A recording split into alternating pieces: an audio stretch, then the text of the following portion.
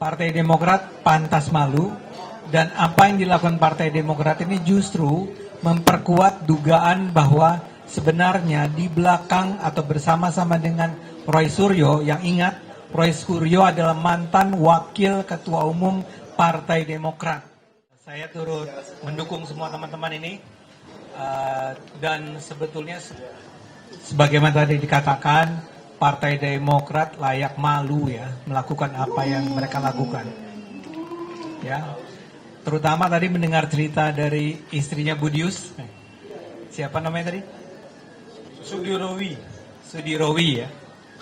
Itu apa yang dilakukan oleh Partai Demokrat terhadap seorang, biar bagaimanapun harus disebut gendernya perempuan, seorang yang sebetulnya tidak melakukan kesalahan apapun, tapi dituduh macam-macam. Budius sendiri sudah berusaha mengklarifikasinya, berusaha memenuhi permintaan dari Partai Demokrat, tapi kemudian masih terkena somasi berulang kali.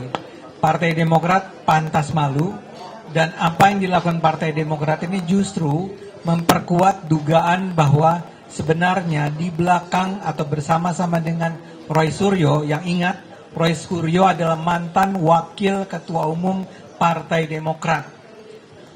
Apa yang dilakukan ini oleh Demokrat sekarang menunjukkan bahwa Partai Demokrat kelihatannya memang berjalan bersama Roy Suryo dalam rangka menjatuhkan integritas, popularitas Pak Jokowi. Ya, ini seperti memperkuat dugaan tersebut.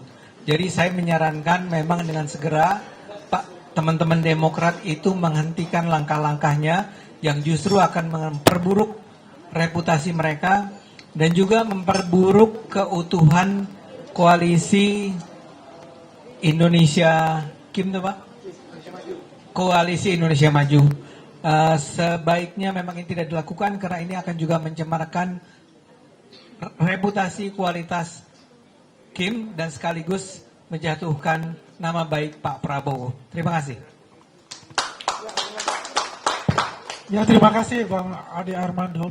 Teman-teman ya, untuk terakhir mewakili semua dari tim kuasa hukum. Ini ada koordinatornya, itu Sekjen Periadi Bersatu Bang Ade Darmawan. Ya, nanti kita masuk ke session yang lebih tanya jawab aja. Jadi lebih clear untuk itu. Ya, silakan Bang. Baik, terima kasih. Assalamualaikum warahmatullahi taala wabarakatuh. Salam sejahtera bagi kita semua. Sehat selalu.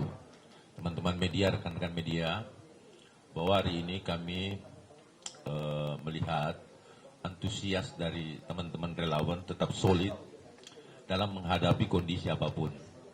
Kenapa demikian? Yang saya lihat bahwa memang kita sudah terlatih 10 tahun pemerintahan Bapak Insinyur Joko Widodo sebagai presiden pun bullying, fitnah, bahkan body shaming yang dilakukan oleh pihak-pihak atau orang-orang yang tidak bertanggung jawab itu hampir datang bertubi-tubi kepada Bapak.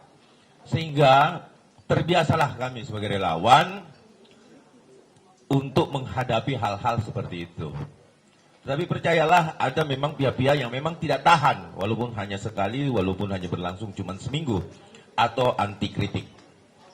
Namun kita indahkan itu, saat ini lebih konsentrasi bahwa apa yang dilakukan teman-teman di Badan Hukum Partai Demokrat, melakukan somasi terbuka, tanpa harus mendatangkan surat tersebut sampai ke tangan yang bersangkutan. Yang baru akan disomasi pun saat ini sudah dilaporkan.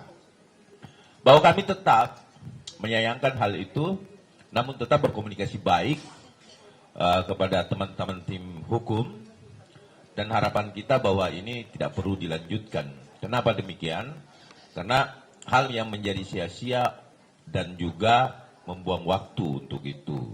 Karena apapun itu, YouTuber, podcaster adalah bagian dari rakyat Indonesia yang memiliki profesi mengemas satu berita yang kemudian menjadi sumber bagi mereka untuk berkarya.